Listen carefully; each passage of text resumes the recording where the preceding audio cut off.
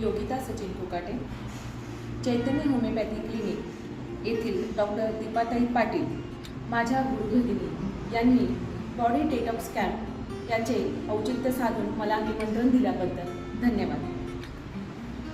आज 12 जानेवारी स्वामी विवेकानंदांची जयंती आहे, तर त्यानिमित्ताने मला माझे मनोगत बोलण्यासाठी संधी दिल्याबद्दल धन्यवाद। स्वामी विवेकानंद हे तरुणांना प्रेरणा देणारे व प्रेरित करणारे व्यक्तिमत्व होते। ते भारतीय संन्यासी, प्रभावशाली तत्त्वज्ञ, समाजसुधारक व देशभक्त होते। रामकृष्ण परमहंस यांचे ते शिष्य। रामकृष्ण मठ व रामकृष्ण मिशनची त्यांनी स्थापना केली। पाश्चात्य जगाला वेदांत आणि योगाचा, भारतीय दर्शनांचा परिचय करून दिला।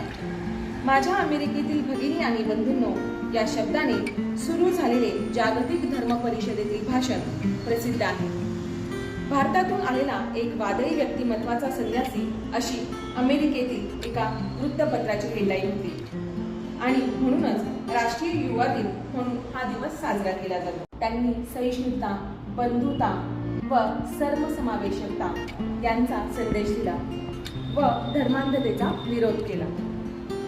तर स्वामी विवेकानंदांच्या स्वप्नातला युवक असावा असा तर ते पुढील प्रमाणे: चेहऱ्यावर तेज आहे, देहामध्ये शक्ती आहे, मनामध्ये उत्साह आहे, बुद्धीमध्ये विवेक आहे, हृदयामध्ये करुणा आहे, मातृभूमीवर प्रेम आहे, इंद्रियांवर संयम आहे, मन ज्याचे स्थिर आहे, आत्मविश्वास दृढ आहे, इच्छाशक्ती प्रबळ आहे, धाडसाचे बळ आहे, सिंहासारखा निर्भय आहे, ध्येय ज्याचे उच्च आहे, सत्य ज्याचा ईश्वर आहे, व्यसनांपासून मुक्त आहे, जीवनामध्ये शिस्त आहे, प्रेमळ ज्याचा सूर आहे, मानवता हेच कुळ आहे, गुरुजनांचा आदर आहे, पालकांवरती श्रद्धा आहे, दीनदुबळ्यांचा मित्र आहे, सेवेसाठी तत्पर आहे, देवावरती भक्ती आहे, जीवनामध्ये नीती आहे,